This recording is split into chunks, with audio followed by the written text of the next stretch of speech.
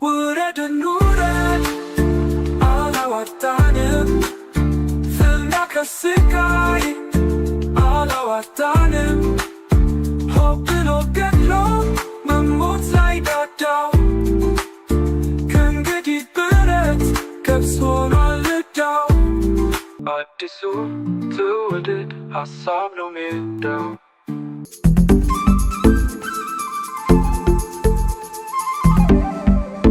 በደርግ ዘመን ደርግ መንግስት በሆነ ማግስት የመጀመሪያው ጉዳይ እነዚያን ፋብሪካዎች ናሽናላይዝ ማድረግ ነው።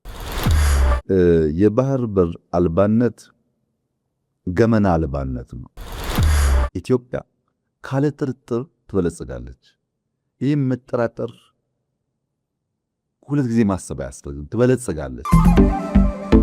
ኢትዮጵያ የታሪክ መሰረት፣ የነጻነት ምልክት፣ የብዙ ብሔሮች አንድነት ሀገር ሲባል ሲተረክ ቆይቷል። ዛሬ ግን ይህች ባለታሪክ ሀገር በአዲስ የተግባር ጉዞ ላይ ናት። በዚህ ጉዞ መሪ የሆኑት ጠቅላይ ሚኒስትር አብይ አህመድ ከብዙ ፈተናዎች መካከል ሀገራቸውን ወደፊት ለማንቀሳቀስ እየሰሩ ነው። የለውጡ መንግስት ዋና መርህ መደመር ነው። ይህ ማለት ክፍልና ክፍፍል ሳይሆን አንድነትና ተስፋ ማለት ነው። በተደጋጋሚ በኢንተርቪዎቹ ጠቅላዩ የሚያሳየው ኢትዮጵያን ወደ ሰላምና እድገት ማድረስ የሚችል ግልጽ ራዕይ ነው። እሱ ይላል ኢትዮጵያ ከፍ ልትል ትችላለች፣ ግን ደግሞ ከተባበርን ብቻ። ከብዙ ዓመታት ውጥረት በኋላ መንግስት ሰላምን እንደ ዋና ቅድሚያ አድርጎ ተነስቷል። የውጭ ዲፕሎማሲና የውስጥ እርቅ ሂደቶች ሀገሪቱን ወደ መረጋጋት ለመመለስ ታላቅ ሚና ተጫውተዋል። በቆይታዎቹ ውስጥም ሰላም ከሌለ እድገት አይኖርም ብሎ ያብራራል። ይህ እውነታ ዛሬ በተግባር እየታየ ነው። መሆን ያለበት የቀድሞ ደራሽነት ምንዳ ነው። የአርፍዶ ደራሽነት ጣጣን ሳይሆን የቀድሞ ደራሽነትን ምንዳ መቋደስ አለብን ነው። ፕሮአክቲቭ መሆን አለብን።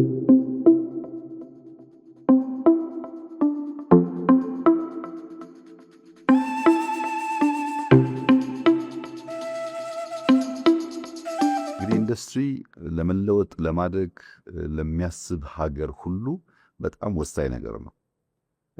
የኢኮኖሚ ልብ ነው። አንድ ሰው ልቡ ፈንክሽናል ካልሆነ፣ ልቡ ካልሰራ ዘሆል አካላቱ ጤነኛ ሰላማዊ ቢሆን ውጤታማ እንደማይሆነው ሁሉ ኢኮኖሚ የሚያደርገው የኢኮኖሚ ልብ ማኑፋክቸሪንግ ኢንዱስትሪ።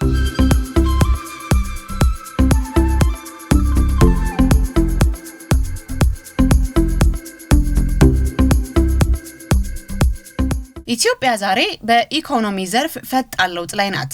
መንግስት የሚያተኩረው ኢንዱስትሪ፣ ግብርና፣ ኢንፍራስትራክቸር፣ እነዚህ ሁሉ የሀገርን ኢኮኖሚ መሰረት ለማጠናከር ነው። በትላንት ምሽቱ ቆይታ ውስጥ መሪው የሚገልጸው በራሳችን ኃይል እንገንባ የሚል እምነት የታከለበት እይታ ነው። በግብርና ዘርፉ የመጣውን እምርታ ወደ ኢንዱስትሪ ግብዓትነት መቀየር አስፈላጊ ነበር። አስቀድሞ እንደነበረው አሰራር ጥሬ የግብርና ምርትን በጥሬነቱ ለገበያ ማቅረብ ብቻ በቂ አልነበረም። ስለዚህ ጥሬ የግብርና ምርቶች ላይ እሴቶችን በመጨመርና በማቀናበር የተሻለ ገቢ ለማግኘት የሚያስችሉ አሰራሮችን መዘርጋት ያስፈልግ ነበር። በሌላ በኩል ከኢትዮጵያ ዝማኔ ጋር የግድ አስፈላጊ የሆኑ የፋብሪካ ምርቶችን በሀገር ውስጥ ምርት መሸፈን የብልጽግና ጉዞ አካል ነው። ይህ በእንዲህ እንዳለ አስቀድሞ ያልተሰሩ ስራዎች ለለውጡ መንግስት ተጨማሪ ፈተናዎች መሆናቸው አልቀረም። ብዙዎቹ የኢንዱስትሪ ዞኖች ለሀገር ውስጥ ባለሀብቶች እንዲውሉ የሚያበረታታ መንገድ አልነበረም። አንድ ሀገር ደግሞ ኢንዱስትሪያላይዜሽንን ታረጋግጥ ከተባለ የሀገር ውስጥ ባለሀብቶች ቀስ በቀስ እያደጉ የሀገራቸውን ኢኮኖሚ የሚያንቀሳቅሱ መሆን አለባቸው። በደርግ ዘመን ደርግ መንግስት በሆነ ማግስት የመጀመሪያው ጉዳይ እነዚያን ፋብሪካዎች ናሽናላይዝ ማድረግ ነው። የግል የነበሩ ይዞታዎች፣ ድርጊቶች ወደ መንግስት ባለቤትነት ማዞር ነበር አንዱ ነገር፣ አንዱ ውሳኔ። ሁለተኛ ውሳኔ በግል ዘርፍ የጣለው ገደብ ነበር። አንድ ሰው አንተ ከአንድ መስክ ውጪ ከአንድ የሥራ ዘርፍ ውጪ መስራት አትችልም። በዚያ ስራ ዘርፍም ቢሆን ማክሲመም ልታንቀሳቀስ የሚገባ ካፒታል ግማሽ ሚሊዮን ነው፣ 500,000 ብር። ከ500,000 ብር በላይና ከአንድ መስክ ባሻገር አንድ ሰው ሊሰራ አይገባውም የሚል ገደብ ነበር። ያ ገደብ በከፍተኛ ደረጃ ኢንዱስትሪውን ይመታዋል ማለት ነው። ኢኖቬሽን ይገላል። አንድ ስራ መስክ የምታውቀውን ብቻ ከሆነ ብዙ ጉዳዮች ውስጥ ማትፍጨረጨር ከሆነ አትፈጥርም። ብርህም ሊሚትድ ከሆነ እዛ ስትደርስ ትተዋዋለህ ስራውን ማለት ነው። አያነሳሳም። ወደ ኢህአደግ ዘመን ስንመጣ የመጀመሪያዎቹ 12 ዓመታት በኢህአደግ ዘመን የባከኑ ዘመናት ናቸው። ከ83 እስከ 94-5 ድረስ ብዙም ኢንዱስትሪ ላይ ይህ ነው የሚባል ስራ አልተሰራም። በዛ ጊዜ የነበረው ስራ ደርግ የነበረውን የ500,000 ገደብ ወይም የአንድ ሰው ገደብ ማንሳት፣ ያኔ የነበሩ ገደቦች ማንሳት ላይ በህግ ደረጃ የተሰሩ ስራዎች አሉ። ነገር ግን የመጀመሪያው የኢንዱስትሪ ልማት ስትራቴጂ ኢህአደግ ያወጣው 1995 ነው። 83 ስልጣን ይዞ ከ12 ዓመት በኋላ ማለት ነው። እስከዛ የተሰራው ስራ ምንም አልተሰራም ባይባልም በደንብ በፖሊሲ በእቅድ ታስቦ ታልሞ የተሰራ ሊባል የሚችል ስራ አልነበረም። ከ95ቱ በኋላ እስከ 97 ያው ሙከራዎች ነበሩ። ምርጫው መጣ። ከምርጫው በኋላ በነበረ ጊዜ ከ95 እስከ 2010 ከሞላ ጎደል 15 ዓመታት የነበረው ስራ ግን በጣም ጥሩ ነበር፣ በንጽጽር ማለት ነው ከነበረው ስራ አንጻር። በሶስቱም ጊዜ የምታያቸው ሂደቶች ኮንቲኒቲ ማጣት ነው። አንደኛው ይጀምራል፣ ሙከራዎች አሉ። ያ ሙከራ ግን አንደኛው ሲመጣ ኮምፕሊትሊ ያፈርሰዋል። ለዚህ ነው መደመር ያስፈልጋል። ወደ ኋላ ስንመለስ ጎጂ ነገሮች አርመን ጠቃሚውን ግን አስፍተን መሄድ አለብን የሚል አቋም የያዝንበት ዋናው ምክንያት እኔ እሰራለሁ፣ አንተ ታፈርሳለህ፣ አንተ ትሰራለህ፣ ያፈርሳለሁ። በዚህ መንገድ አገር ሊገነባ ስለማይችል ነው። ስለዚህ ይህንን ታሳቢ ያደረገ አሰራር መዘርጋት የግድ ነበር። ከለውጡ በኋላ የነበረው ነገር መጀመሪያ እነዚያ ነገሮች በቅጡ መረዳት፣ ምን ሞከሩ፣ ምን ተሳካላቸው፣ ምን አልተሳካላቸውም፣ ዋናው ችግር ምንድነው ሚለው መለየት። ኮንቲኒቲ በኢትዮጵያ የሥርዓተ መንግስት ግንባታ ውስጥ ትልቁ ስብራት መሆኑን ለይተናል እና መደመር አለበት። የትናንትናም ቢሆን ጠቃሚ ታሪክ፣ ጠቃሚ ስራ መጣል የለበትም የሚለው በጣም ወሳኝ እርምጃ ነው እና የመጀመሪያው የእሳቤ ለውጥ ነው ያደረግነው። አንደኛ ብዝሃ ዘርፍ መሆን አለበት፣ ብዝሃ ተዋናይ መሆን አለበት፣ ብዝሃ ተጠቃሚ መሆን አለበት። ባለፉት 8 ዓመታት በተሰሩ ስራዎች በኢንዱስትሪው ላይ የተሰማሩትን ባለሀብቶች ከ36 ወደ 219 ማሳደግ የተቻለ ሲሆን ከነዚህ ባለሀብቶች መካከል 65 በመቶ የሚሆኑት የሀገር ውስጥ ባለሀብቶች መሆን ችለዋል። የኢንዱስትሪ ዞኖች የተቀናጁ አሰራርን እንዲከተሉ ማድረግ የተቻለ ሲሆን ከ87 ሺህ በላይ ሰራተኞች በእነዚህ የኢንዱስትሪ ዞኖች ውስጥ የሥራ ዕድል እንዲያገኙም ሆኗል። በአሁኑ ጊዜ ግዙፍ የህዝብ ቁጥር ካላቸው 10 ሀገራት አንዷ የሆነችው ኢትዮጵያ ፈጣንና መሰረተ ሰፊ የሆነ የኢኮኖሚ ግስጋሴ እንደሚያስፈልጋት ያመነው የለውጥ መንግስት ኢንዱስትሪን ማስፋት ብቻ ሳይሆን የኢንቨስትመንት አማራጮችን ከዘመኑ ጋር የሚናበቡና አይነታቸው የበዛ ለማድረግ ሰርቷል። እንደ ዘይት ያሉ መደበኛ ግን በጣም ከፍተኛ ፍጆታዎችን በሀገር ውስጥ ምርት ለመተካት ከሚደረገው ጥረት በተጨማሪ እንደ ጨርቃጨርቅ፣ መዋቢያዎች፣ ቆርቆሮ፣ ሲሚንቶ፣ ብረታ ብረት፣ የኤሌክትሪክ ኬብሎች፣ የፕላስቲክ ምርቶች፣ ወሳኝ የግንባታ ቁሳቁሶች፣ የሴቶችና ህፃናት ንጽህና መጠበቂያዎች የመሳሰሉ ምርቶችን በአይነት፣ በጥራት፣ በብዛት ማስፋት ተችሏል። በምግብና መጠጥ ምርቶች ላይ የተሰማሩ አምራቾች የበለጠ የሰፋ ምርትና ጥራቱን የጠበቀ ምርት እንዲያመርቱ የሚያስችሉ ፖሊሲዎችን በማውጣት ድጋፎችን በማድረግ የቁጥጥርና ክትትል ስርዓቱን በማዘመን ኢትዮጵያውያን ከኢንዱስትሪው ዘርፍ የበለጠ ተጠቃሚ እንዲሆኑ ማድረግ የተቻለበት የለውጥ ዘመን ነው ያለፈው 8 ዓመት። በኢንዱስትሪው ላይ ከፍተኛ ለውጥ ከተመዘገበባቸው ዘርፎች የመድኃኒት ፍላጎትን በሀገር ውስጥ ምርት ለመሸፈን የተደረገው ጥረት ነው። ከ65 በመቶ የማያንሰው የመድኃኒት ፍላጎት በሀገር ውስጥ እየተሸፈነም ይገኛል። ይህ ከለውጡ በፊት ከነበረው ጊዜ ጋር ሲገናኝ ከፍተኛ እምርታ ተብሎ የሚወሰድ ነው። ሁሌ ስንገዛ ከምንኖር ቢያንስ በስፔር ፓርት ደረጃ ማምረት ይኖርብናል ብለን ከቦይንግ ጋር የኢትዮጵያ አየር መንገድ የኤሮስፔስ ፓርቶች ማምረት በሚቀጥለው ሳምንት 2 ሳምንት የሚመረቅ ፋብሪካ ጨርሰናል። አንድ ዘውግ ነው ፎከስ ያስፈልገዋል በሚል መግዛት ብቻ ሳይሆን ቢያንስ ፓርቶችን ማምረት ስለሚያስፈልግ በድሮንስ ብዙ ሙከራዎች ይደረጋሉ። ማምረት አለብን ድሮን እኛ ስንል ማምረት አለብን ስንል ብዙ ሰዎች ለኢትዮጵያ ድሮን ይላሉ። ቢኮዝ አርፍዶ መድረስ ያለውን ጣጣ በደንብ ካለመገንዘብ በማኒፋክቸሪንግ የወሰድክ እንደሆነ ሶላር ሴል ለረጅም ጊዜ ቴክስታይል ነበረ የኢንዱስትሪ ፓርኮች ስራ። ወደ ሶላር ሴል ስንገባ አይተነዋል ምን ያክል በትንሽ ቦታ ላይ ብዙ ብር ማግኘት እንደምንችል። ኤአይ ዩኒቨርሲቲ አሁን የምንገነባው ኤአይ ዩኒቨርሲቲ በአፍሪካ የመጀመሪያው ነው። ለምን አርፍደን መድረስ ሳይሆን ቀድመን በመድረስ ፕሮአክቲቭ በመሆን ያለውን እድል መቋደስ አለብን ከሚል እሳቤ ፋርማስቲካል ላይ በቅሊንጦ ፓርክ ላይ የጀመርናቸው ስራዎች የኢትዮጵያን የሀገር ውስጥ ፍጆታ ከፍተኛ ደረጃ እያሳደጉ ነው ያሉት።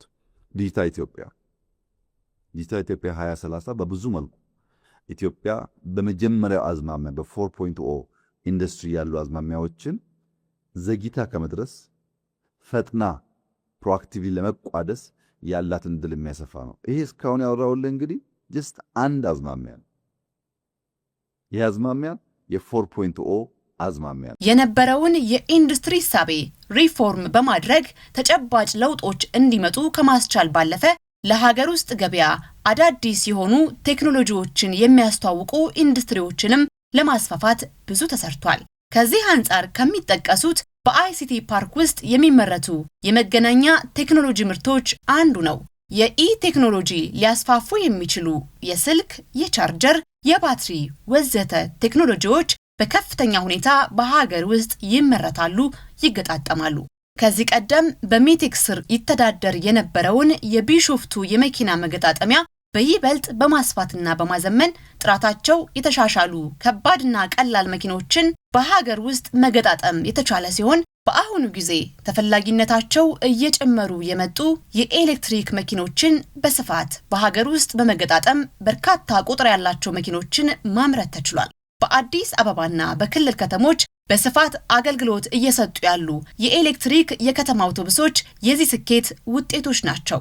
ከዚህ ቀደም በጥሬ ወይም በቁም ወደ ውጭ ላኩ የነበሩ የግብርና ምርቶችን በአነስተኛ በመካከለኛና በከፍተኛ ደረጃ ኢንዱስትሪዎች በማቀናበር እንደ ስጋ፣ የወተት ተዋጽኦ፣ ቆዳና የቆዳ ውጤቶች፣ ማርና የሰም ምርቶች፣ የፍራፍሬ ምርቶች የመሳሰሉትን የምርት መጠን፣ ጥራትና የገበያ ድርሻ ማስፋፋት የተቻለበት የለውጥ ዘመን ነው።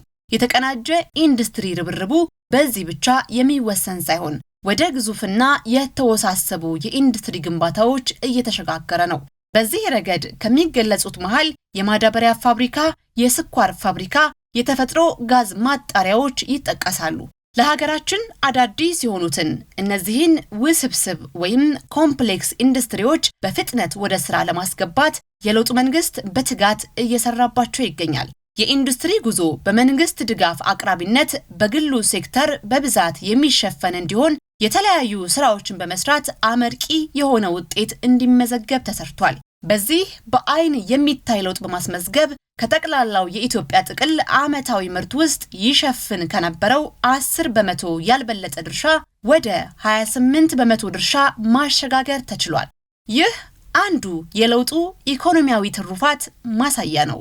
ኢንዱስትሪ ፓርክ ብቻ ሳይሆን የቴክኖሎጂ ፓርኮች ሪሰርች ኤንድ ዴቨሎፕመንት የሚሰራባቸው ኢንኩቤሽን ሴንተር ያለባቸው ለምሳሌ የኤአይ ዩኒቨርሲቲ የኤአይ ሲቲ በለው በአቅራቢያው ናሽናል ክላውድ የሃርድዌር ማኒፋክቸሪንግ ኢንኩቤሽን ሴንተርስ ስታርታፖች የሚሰሩበት ሃርድዌር ጋር የሚለማመዱበት በ10 ደቂቃ ድራይቭ ኢንዱስትሪ ፓርክ ገብተው የተለያዩ ፋርማሲውንም ቴክስታይሉንም እያዩ በቴክኖሎጂ ኢምፓክት የሚያደርጉበትን አውድ የሚፈጠር ነው እንጂ ጀስት ዩኒቨርሲቲ ብቻ መማሪያ ብቻ አይደለም። ለምን አር&ዲ ሪሰርች ኤንድ ዴቨሎፕመንት ኤንድ ኢንኩቤሽን ሴንተር በጣም ክሪቲካል እየሆነ ስለመጣ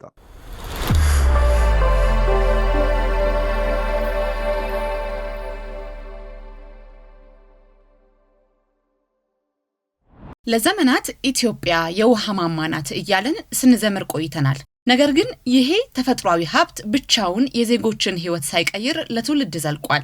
አሁን ግን የጠቅላይ ሚኒስትር ዶክተር አብይ አህመድ መንግስት ይህንን የቆየና ለውጥ ያላመጣ ትርክት በመቀየር ሀገሪቱን ወደ ታዳሽ ኃይል ማማነት የሚያሸጋግር ታላቅ ራዕይ ሰንቋል።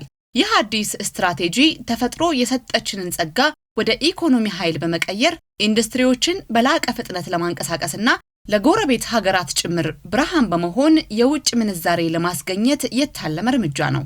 መንግስት በታላቁ የህዳሴ ግድብ በንፋስና በሶላር ኃይል ማመንጫዎች ላይ እያደረገ ያለው መጠነ ሰፊ ኢንቨስትመንት ኢትዮጵያ በአፍሪካ የአረንጓዴ ኢኮኖሚ መሪ እንድትሆን የሚያስችላት ሲሆን ይህም የሀገሪቱን የብልጽግና ጉዞ ከፍታ የሚያረጋግጥ የአስተሳሰብ አብዮት ነው።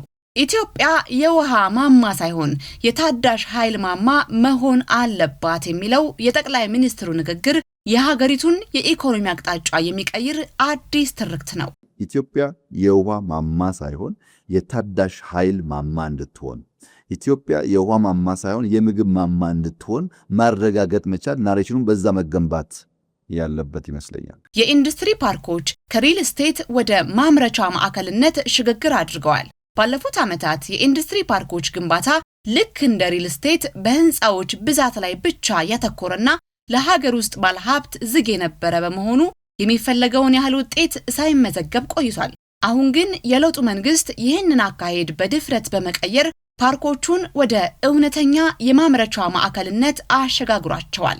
አሁን የአዲሱ ስልት ትኩረት በብዛት ሳይሆን በጥራት ላይ ነው። መንግስት ፓርኮቹን ውጤታማ በማድረግና በተለይም የሀገር ውስጥ ባለሀብቶች ድርሻ 65 በመቶ እንዲደርስ በማድረግ የወሰደው እርምጃ የኢኮኖሚውን ሉዓላዊነት የሚያረጋግጥ ትልቅ ስኬት ነው። ይህ ወሳኝ ውሳኔ ፓርኮች ባዶ ህንፃ ሆነው ከመቀመጥ ይልቅ የዜጎች የሥራ ዕድል መፍጠሪያና የሀገር ውስጥ ምርት መፈልፈያ እንዲሆኑ አስችሏቸዋል። ይህም መንግስት ስህተቶችን ከማረም ባለፈ ለሀገር በቀል ኢኮኖሚ ግንባታ ያለውን ጽኑ ቁርጠኝነት የሚያሳይ ነው። ከሀገር ውስጥ ባለሀብት 65% አሁን ፓርኮች ውስጥ ገብተዋል። ቅድም እንዳነሳው ፓርኮች ውስጥ የኛ ዜጎች አልነበሩ።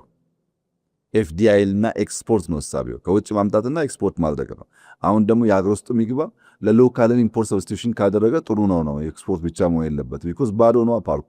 ገንብተው ባዶ ሆኖ ሳለ ስንት ምርት ልታመርት እየተገባ ኤክስፖርት ብቻ ነውና አትገቡም ብለህ ባዶ መታቀፍ ትክክለኛ አካሄድ አይደለም። አሁን 65% የኛ ዜጎች ናቸው በፓርኮች ውስጥ ያሉት። የራሳቸውን ይገነባሉ፣ በእኛ ፓርኮች ውስጥ የሚሰሩ አሉ። ኢትዮጵያ ለዘመናት በውጭ ምርቶች ላይ የነበራት ጥገኝነት ለከፍተኛ የዶላር ጥማትና ለኢኮኖሚ መዛባት ዳርጓት ቆይቷል።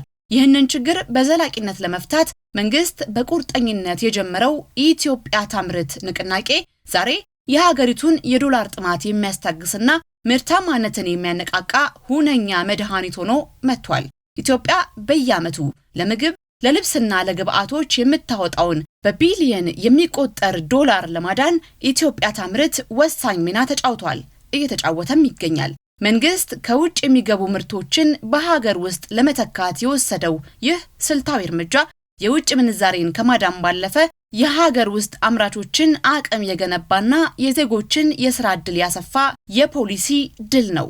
ይህም መንግስት የሀገሪቱን የኢኮኖሚ ነጻነት ለማረጋገጥና የማይቻል የለም የሚለውን አስተሳሰብ በተግባር ለማሳየት ያለውን ብቃት በግልጽ ያሳያል። በዚህ ንቅናቄ ሀገሪቱ በዓመት 3.6 ቢሊዮን ዶላር የሚጠጋ የውጭ ምንዛሬ ማዳን ችላለች። ሆኖም ግን ይህ ስኬት እንዳይቀጥል የባንኮች አሰራር ትልቁ እንቅፋት ሆኖ መገኘታቸው ጠቅላይ ሚኒስትሩን ያስቆጨ ነው። መድኃኒት እንፈልጋለን፣ ችግር አለብን፣ ፋብሪካውን ተክሎልናል፣ የኛው ሰው ነው መጥቶ የሰራው፣ ያስፈልገናል። ነገር ግን የኢትዮጵያ ባንኮች የግሎቹ ብቻ ነው የመንግስቶቹ ባንኮች ለዚህ ፋብሪካ ወርኪንግ ካፒታል ብትር ከለከሉት። ከዓመት በላይ ስራ ሳይሰራ ቆየ የፋብሪካ። ለምን? ፋብሪካው ሙሉ በሙሉ ሰርቶት ወርኪንግ ካፒታል አጥቶ። ባንኮች ለማን ነው የሚያበድሩት? ለመኪና ለቱሪዝም ብለው የመንግስት ባንኮች በጣም ዘመናዊ ለሚባሉ መኪናዎች ከቪኤት በላይ ለሚታዩ መኪናዎች 100% ብድር ያበድራሉ። እኛ ያሰቃየናውን የቪኤት መኪና ነው ኢትዮጵያ ውስጥ መድኃኒት ነው ብለህ ብታወዳድር ማንም ሰው ጀጅ ማድረግ በሚችለው ጉዳይ የኛ ባንኮች የመድኃኒት ፋብሪካ ተሰርቶ ወርኪንግ ካፒታል አጥቶ ስራ አቆሞ ሳለ ለመኪና ያበድራሉ። እንግዲህ መንግስት በኢትዮጵያ ታምርት ንቅናቄ አማካኝነት የዶላር ጥማትን ለማስታገስና ምርታማነትን ለማሳደግ ሌት ተቀን እየሰራ ይገኛል። ሆኖም ግን እነዚህ በሀገር ውስጥ የሚመረቱ ምርቶች ለዓለም ገበያ እንዲቀርቡም ሆነ ለኢንዱስትሪ የሚሆኑ ግብአቶች በዝቅተኛ ወጪ እንዲገቡ አንድ ትልቅና ወሳኝ ቁልፍ ያስፈልጋል። ያ ቁልፍ ደግሞ የባህር በር ነው። ጠቅላይ ሚኒስትር ዶክተር አብይ አህመድ እንደሚሉት ምርታማነትን አሳድጎ በወደብ ኪራይና በሎጂስቲክስ መታነቅ የብልጽግና ጉዞውን አዝጋሚ ያደርገዋል። ስለዚህ መንግስት የባህር በር ጉዳይን እንደ አንድ የፖለቲካ አጀንዳ ሳይሆን የኢትዮጵያን ምርትና የዜጎችን ኑሮ በቀጥታ የሚነካ የኢኮኖሚ ህልውና አድርጎ በቁርጠኝነት ይዞታል። የባህር በር ጉዳይ በጥቅል ሀገር ወይም መንግስት የሚባል ጉዳይ እኮ አይደለም። በአንተና በእኔ ህይወት፣ በእያንዳንዱ ዜጋ ህይወት ላይ በየቀኑ የሚያጋጥም ነገር ነው። ይሄን ልብስ አንድ ሀገር ተመርቶ በቀለለ ትራንስፖርት ገብቶ የሚሸጥበት 50 ብር ከሆነ እኛ በዚህ ጉዳይ ማጣት ምክንያት 70 ብር ይሆንብናል።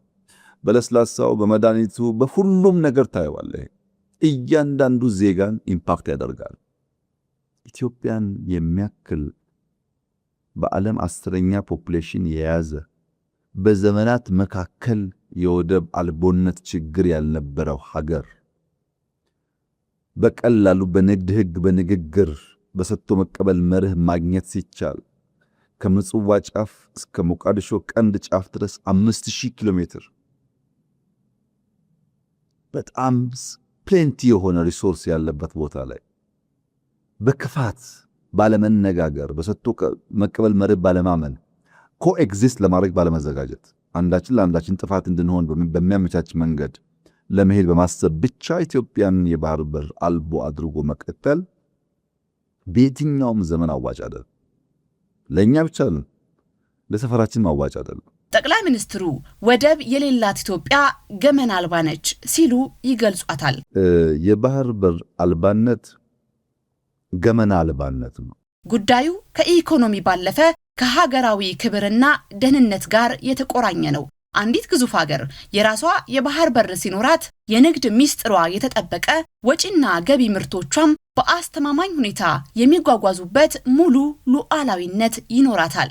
ወደብ አልባ መሆን ግን የሀገርን የንግድ ደህንነት ለሌሎች አሳልፎ ከመስጠት ባለፈ ለከፍተኛ የሎጂስቲክስ ወጪና ለድንገተኛ ጂኦፖለቲካዊ ጫናዎች ተጋላጭ ያደርጋል። መንግስት ይህንን ገመና ለመሸፈንና የኢትዮጵያን ዘላቂ ጥቅም ለማስከበር የጀመረው የባህር በር የማግኘት ጥረት ሀገራችን በዓለም መድረክ ያላትን ተሰሚነትና የኢኮኖሚ ነፃነት ወደ ላቀ ደረጃ የሚያሸጋግር የታሪክ አጋጣሚ ነው። ይህ ውሳኔ የዛሬውን ብቻ ሳይሆን የነገውን ትውልድ ከመገፋትና ከጥገኝነት የሚያድን የብልህ መሪ እርምጃ ነው። እኛ ባህል አለን። ባህላችን ቢርበንም ቢጠማንም በችግርም በደስታም ጊዜም ገመናችንን የሚሸፍንባቸው ልምምዶች አሉ። ገመና አልባ ያደርግሃል። የባህር በር ከሌለ ገመና አልባ ትሆናለህ። ባለፉት ዓመታት የኢትዮጵያ ኢኮኖሚ ልክ እግሮቹ በሰንሰለት እንደታሰሩ ሰው በፍጥነት መሮጥ እየፈለገ ግን በፖሊሲ ማነቆዎች ተይዞ ቆይቷል። ይህንን ታሪካዊ ማነቆ ለመስበር ደግሞ መንግስት በቅርቡ የጀመረው የማክሮ ኢኮኖሚ ሪፎርም እግርን ፈቶ እንደ መሮጥ የሚቆጠር ደፋርና ስትራቴጂካዊ እርምጃ ነው። ይህ ሪፎርም በዝምታ ታፍኖ የነበረውን የሀገሪቱን የኢኮኖሚ አቅም ነፃ የሚያወጣ የውጭ ኢንቨስትመንትን የሚስብና ኢትዮጵያ ከዓለም አቀፍ የገበያ ስርዓት ጋር እኩል እንድትሰለፍ የሚያደርግ ታላቅ የፖሊሲ ድል ነው። ጠቅላይ ሚኒስትር አብይ አህመድ ይህንን ለውጥ ከእግር ብረት መፈታት ጋር ያመሳሰሉት ያለ ምክንያት አይደለም። መንግስት የወሰደው ይህ ቁርጠኛ እርምጃ የሀገሪቱን የኤክስፖርት አቅም በማሳደግና የኮንትሮባንድ ንግድን በማክሰም የኢትዮጵያን ብልጽግና በጽኑ መሰረት ላይ እየገነባ መሆኑን ያሳያል። ኢትዮጵያ ካለ ጥርጥር ትበለጽጋለች። ይህም መጠራጠር ሁለት ጊዜ ማሰብ አያስፈልግም። ትበለጽጋለች። አየነው እኮ እንደሚቻል ባለፉት ዓመታት አየነው። ትላልቅ ሪፎርሞች ጀምረን እንዴት ማሳካት እንደሚቻል፣ ትላልቅ ከተሞች አፍርሰን እንዴት መገንባት እንደሚቻል፣ ግብርናችንን አፕሳይድ ዳውን እንዴት መቀየር እንደሚቻል አይተነዋል። ኢትዮጵያ ትበለጽጋለች። የዶክተር አብይ አህመድ ራዕይ ግልጽ ነው። ኢትዮጵያን በአፍሪካ የኢንዱስትሪና የቴክኖሎጂ አውራ ማድረግ። ሆኖም ይህ ራዕይ እንዲሳካ ሌብነት ሊቆም፣ ባንኮች ለአምራቾች ቅድሚያ ሊሰጡና የባህር በር ጥያቄ ዘላቂ መፍትሄ ሊያገኝ የግድ ነው። ኢትዮጵያ ዛሬ ያለችው የቆዩና ስር የሰደዱ የኢኮኖሚ በሽታዎችን የምታከምበት ወሳኝ ምዕራፍ ላይ ነው። መንግስት የጀመራቸው የማክሮ ኢኮኖሚ ሪፎርሞችና ንቅናቄዎች ሀገሪቱን ከዕዳና ከጥገኝነት አውጥተው ወደ እውነተኛ የኢኮኖሚ ነጻነት የሚያሸጋግሩ ድልድዮች ናቸው። የባህር በር ጥያቄንም ሆነ የኢንዱስትሪ ሽግግርን በድፍረት መጋፈጣቸው ለትውልድ የሚተርፍ ብልጽግናን ለማረጋገጥ ያላቸውን ቁርጠኝነት የሚያሳይ ነው። በእርግጥ ጉዞ አልጋ ባልጋ አይደለም። ነገር ግን እንደ መንግስት እየተወሰዱ ያሉ ስልታዊ እርምጃዎችና የታዩት ተጨባጭ ውጤቶች የነገዋ ኢትዮጵያ ምን ያህል ብሩህ እንደሆነች ትልቅ ማሳያ ናቸው። እኛም እንደ ዜጋ ይህንን ታላቅ ሀገራዊ ራዕይ በመደገፍና በስራችን ውጤታማ በመሆን የበኩላችንን ልንወጣ ይገባል መልእክታችን ነው። ሰላም ቆዩን። ኢትዮጵያ አትቆምም። ኢትዮጵያ ሸብረክ አትልም። ኢትዮጵያ ትበለጽጋለች። ህልሞቻችንም ደረጃ በደረጃ የኢትዮጵያ መሰረታዊ ፍላጎቶች እንመልሳለን። ከዚህ የሚያቆመን ነገር የለም። ውረድ አላዋጣንም፣ ፍና ከስቃይ አላዋጣንም፣ ሆብሎ ገድሎ መሞት ላይ ዳዳው ከእንግዲህ ብረት ገብስ ሆኗል ዕዳው። አዲሱ ትውልድ ሀሳብ ነው ሜዳው።